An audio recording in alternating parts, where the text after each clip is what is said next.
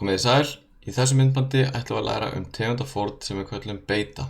Þegar við notum beitu í skák þá fórnum við manni til þess að lokka andstæðinginn til þess að drepa hann þannig að það hendi okkur. Við skulum kíkja á fyrsta dæmið.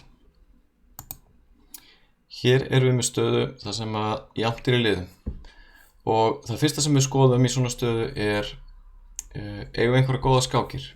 Hvíti getur skákað með riddaranum sínum á tveimur stöðum, hann getur skákað á G4, hann getur skákað á D5.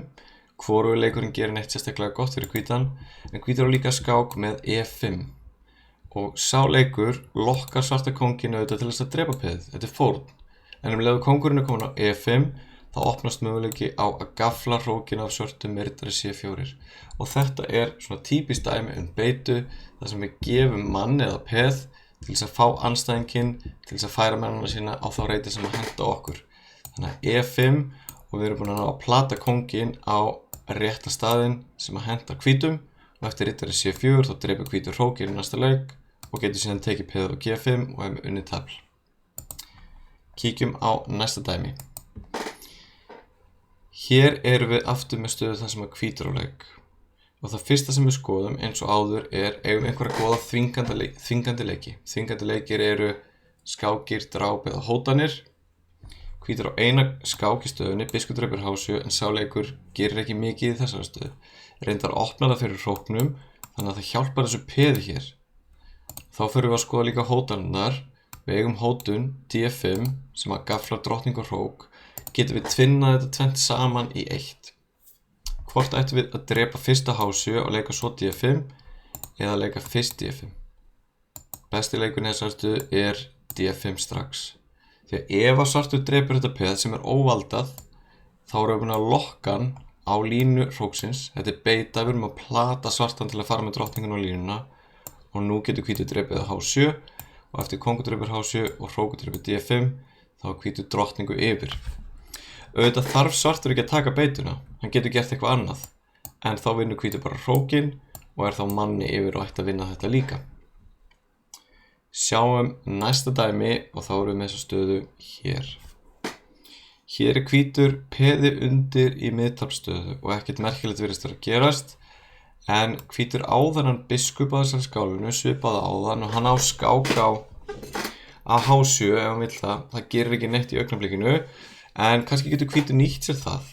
Hann er jú með hennar hrók hérna á þessari C-línu og hann er með hennar riddara hér og við tökum kannski eftir því þegar við erum að skoða hótanirnar að þessi hrókar standa alltaf klunnalega hér og ef riddarinn lendir á C6 reitnum þá gaflar hann hrókana. Þannig að nú þurfum við að tvinna saman eins og áðan þetta dráp, stöðu þessar hróks og þennan riddara hérna á D4 og besti leikurinn er þessi beita hér, riddari C6. Við erum að gafla hrókana og ef að svartur dreipur riddarann okkar, við erum að lokka hann til þess, þá var hann komin á línu hróksins og eftir biskup drepur H7 og hrókur drepur C6 þá vinnur hvítur drottninguna. Það besta sem svartur getur gert er auðvitað ekki að drepa þennan riddara og ef hann reynir að bjarga hróknum sínum þá tökum við bara annan hrókinn og hvítur er þá skipta minn yfir með vænlega stöðu. Og við höldum áfram og sjáum næsta dæmi. Hér erum við með stöðu eftir byrjunina þar sem að svartur hefur biskupaparið og eiginlega það eina sem hefur klikkað hjá svörtum er að hann er ekki búinn að hróka og hann er með drottninguna sína á sömu línu og kóngurinn. Þannig að nú þurfum við að finna leið til þess að nýta okkur þetta.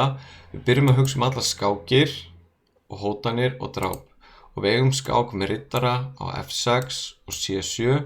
Það gerir ekki neitt vegna þess að það er drepið í báðum tilfellum og við eigum hótun í þessari stöðu biskup B5 sem er auðvitað mannsfórn. Svartur eru þá að drepa og þá getum við nýtt skákina hér.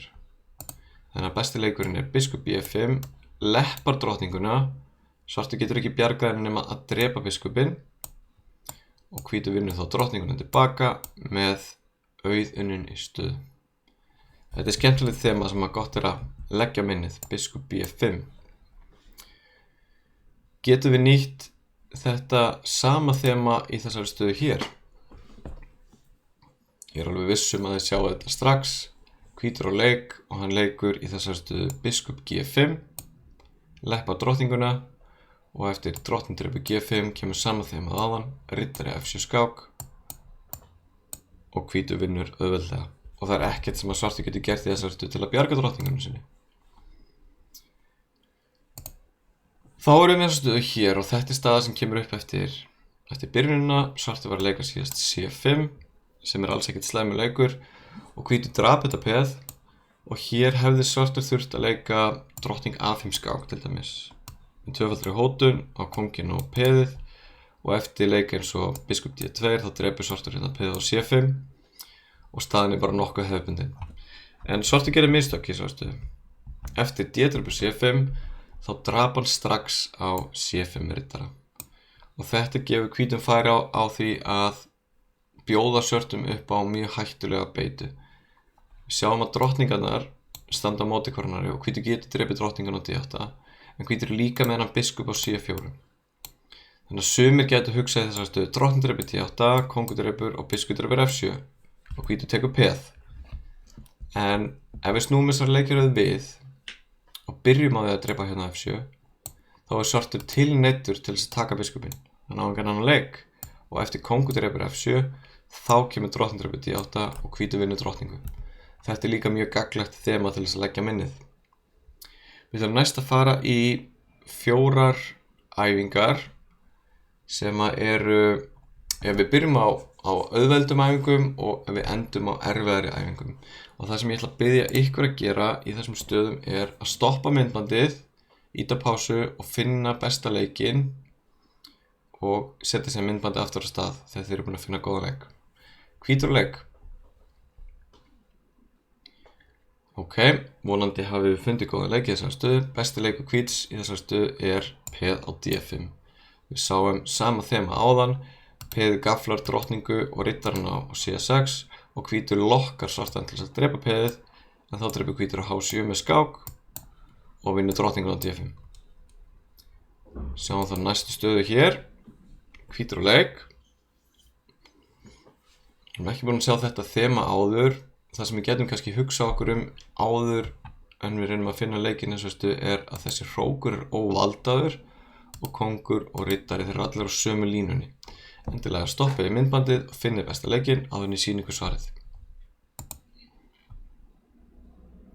Besti leikur hvíts í þessari stöðu er þessi beita hér. Hrókur drepur C6, býður svörtum að drepa hrókinn. Ef að svartur drepur hann á hrók, þá er kóngurinn og hrókurinn eru þeir á sömu skálinni og hvítur nýtir sér það með drottning A8 skák, reka kónginn í burtu og tekur síðan hrókinn og hvítur manni yfir og ætti að vinna. Glæsilegt. Og þá erum við komin í aðeins erfiðari stöður. Hér er það svartur sem á leik og hér ætlum við að reyna að finna besta leikinn fyrir svartan. Endilega stoppið myndbandið og hugsið. Ok.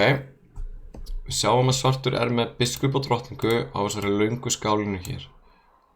Þeir geta orðið mjög hættulegir, sérstaklega því að það er ekki hvítur þetta biskup á móti til þess að koma inn á skálínuna. Það sem að svartur gerði í þessari stöðu var að opna skálínuna með að leika peðinu sína á E3. Mjög óþægilegu leikur fyrir hvítan. Ef hvítur drepur þetta með hrók þá veit að vinnur svartur skiptamun, þannig að hvítur drap þetta peð með peði. Og þá sjáum við að drottningin og biskupinn eru farin að hóta peðinu hér og eina sem að svartur þarf að gera er að losa sig við þessa drottningu á G3 sem að valda peðið.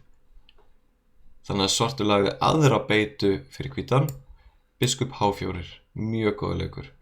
Og hugmyndin er þetta eftir drottning drepur H4 þá máta svartur á G2 og ef drottningin fer eitthvað og valdar áfram peðið þá vinnur svartur skiptamun á E1 og er með vænlega stöðu í framhaldinu. Þannig að þarna lagði svartur 2 beitur fyrir hvítan.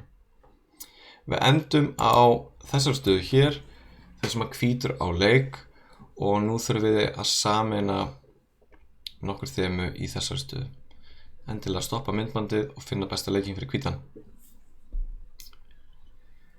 Ok, ég myndi hugsa þetta þannig í þessari stöðu. Ég myndi byrja á að hugsa skákirnar, drápin og hótanirnar. Og ég sé strax að hvítur á skák hérna á F8. Ég sé líka að drottningin og þessi reitur bjóða upp á riddari D7. Drottning drepur F8 núna virkar ekki, kóngur drepur, það gerist ekki neitt. En við sjáum að D7 reiturinn er valdaður af riddaranum. Þannig að ég geti hugsað mér, ok, drottning drepur F8 skák, kóngur drepur, riddari D7 skák, gæti virkað ef að þessi riddari hér væri farin einhvers staðar í burtu. Og þessi riddari að valda biskupinn hérna. Þannig að besta sem hvítur getur gert í þessari stöðu að byrja á því að drepa hér. Fórna skiptamun og leggur beitu fyrir svartan. Ef að svartur drepur, þá riddarinn farin af F6-reitnum og þá getur hvítur drepið hér. Önnur beita, lokkar kónginn á F8 og riddari D7 skák, vinnur drottninguna og hvítur manni yfir og hægt að vinna endataflið. Takk fyrir áhorfið og gangi ykkur vel.